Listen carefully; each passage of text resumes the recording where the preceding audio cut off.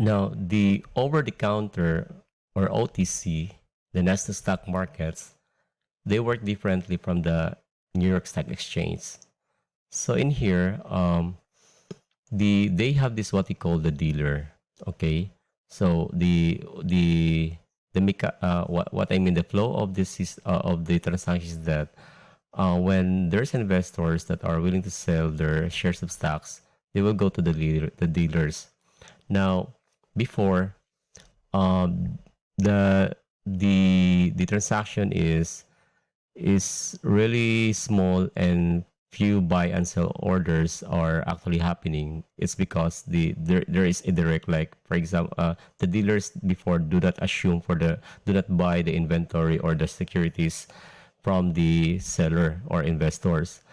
So they have you because it's like a real time of the transfer. So when the seller goes to the market in the Nasdaq, so there's the buyer and they will do the transactions over there. However, it really very inefficient. So that's why what they did, there's a change for that. So the dealers now will buy all the stocks coming from the investors, the seller, and they took the stock and they put that as an inventory. Now they wait for the time that there are some um, interested buyers for the shares of stocks of the same company. So the dealers, if they anticipate that there could be a higher price in the future, so they will just sell actually a portion of the securities that are accounted as an inventory in there. So they put that in their safe, and they just release the portion that they are willing to sell to the buyer of the securities, and they pass that over the counter. I mean, literally over the counter.